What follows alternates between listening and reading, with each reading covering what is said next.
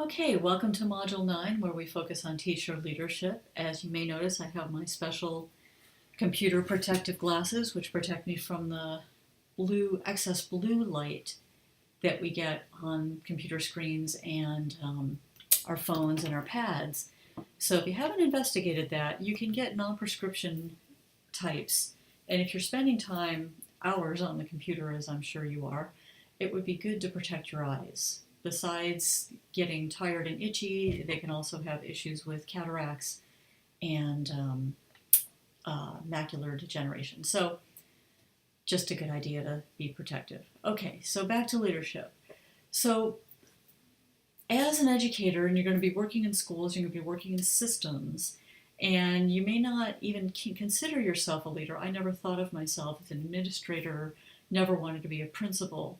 But I have done things that have put me in leadership roles. For example, the Family Learning Conference, which is next week, Saturday, April 15th. And if you're interested in attending, this year's theme is a cowboy theme. So I bought myself a little cowboy hat and have my cowboy costume. So contact me if you're interested in more information. I'd love for you to come, especially if you have young ones in your life. It would be really fun for them. So looking at leadership roles and how can being a leader enhance your experience as an educator and, of course, your children's experience in the schools in which you work. So here are some of the key questions we're going to look at tonight. Significantly, why does teacher leadership matter? How is that different necessarily than, say, the principal? And how do we develop as teacher leaders? So first we need to consider what makes a strong leader. And these 4 bullet points I think are the most significant. And of course, if you go to the research, this is what you'll find. First and foremost, of course, is self-awareness. You need to know who you are, what are your tendencies, what are your strengths, what are you going to do, what do you know that you're going to need to delegate because you just won't do it. And this is hugely significant, and we'll get back to this in a minute. Teacher leaders take initiative. They don't wait to be told. They don't look to see if it's part of their job description. Leaders just get the job done. If they see a need, they jump in and take care of it. They're problem solvers. They don't sit in the corner and whine and moan about things. They don't complain to 8,000 people about it. They look at what can we do to address it and start taking the action. And finally, they're collaborators. And this is obviously incredibly important because especially in education, educators really dislike being told what to do, that top-down model where they, comes from the administration, it comes from the district, it comes from the state. Teachers really resent that, and we should resent that. We're trained, we're professionals, and if we're told to do something that goes against what we know to be good for our kids, then we're going to resist. So good leaders are collaborative, and they get input from the people they're working with and make it a collaborative process.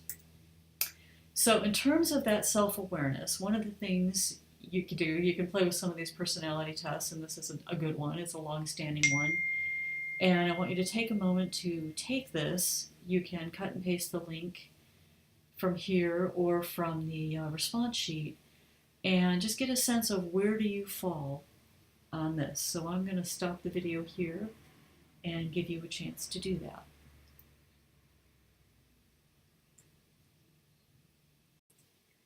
Okay, so after you completed, you should get results that look something like these. The one on top is the one I just got. I had just done the test myself, and here's one from a colleague. And as you can see, we're rather similar in our types. I'm more intuitive and she's more sensing, but other than that, we're extroverts, feeling and judging. And she claims that when she'd done this test in college, she was much more of an introvert, so this extrovert piece for her has gotten larger.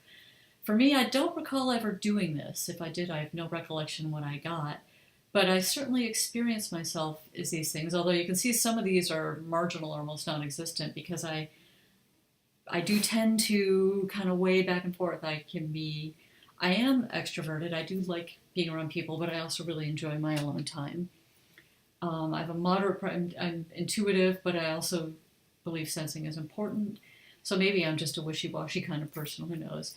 I don't have a strong preference of feeling over thinking, which is true. I do go with what feels right, but also what makes sense. And finally, moderate preference of judging over perceiving. So go through and kind of look at what your findings were. And on the response sheet, I ask you to write whether or not you agree. Do you find this to be the case? And I want you to go a step further. If you go to the next link that takes you here, and I have this on the response sheet as well, it gives you a more in-depth look at these pieces. And the one that I am, this ENFJ one, is called The Giver, Popular and Sensitive, Outstanding People Skills. I think I do, but you guys could probably tell me more than myself. Externally focused with concern for how others think and feel, that's true. I don't think I'm just externally focused, but I do have honest concern. I just like being alone for the most part. I see things from the human angle, etc., etc. So this I find to be pretty true for me, and you can click and get a more detailed description of these things. So go ahead and play around with this a little bit and see if you agree. I mean, it's not going to be 100% for everybody, but it's just fun to play with. But I think the point is that as a leader, as an educator, as anybody, the more self-aware we are, the better. So with that in mind, we also want to recognize that this is not a cut and dry. It's not an all or none. You're not one or the other. There are tendencies and possibilities. So it's just something to play with and keep in mind. Okay, so we're looking at self-awareness, initiative, problem solving, and collaboration. Let's look at what is a teacher leader. So these are someone who successfully influence behaviors, beliefs, or actions of others, increasing the capability of student achievement and success. And this is something I think that we have to keep in mind, that our whole focus, our whole intent here is increasing capability of student achievement and success. That is our really purpose for going into education in the first place. Okay, so why does it matter was one of the other questions. And this is an interesting quote from Edutopia. It's scary how much of what goes on in the classroom is decided by people that have nothing to do with classrooms. They're far away from schools, far away from our kids. We now have an education secretary who's never been involved at all in public schools. And these are people making decisions. So we need people on the ground. We need the people that are there up close and personal to be also involved in making decisions.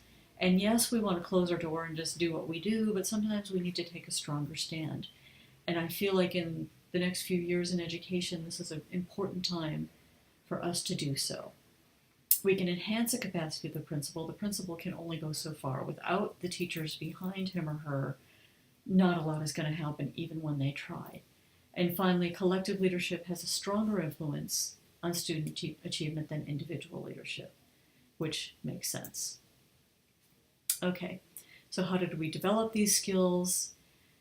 Here is a link for teacher leader model standards from a consortium. And the intent is to stimulate dialogue among stakeholders about what constitutes the competencies that we need to be able to assume leadership roles. So I'm going to pause again and have you go check that link out.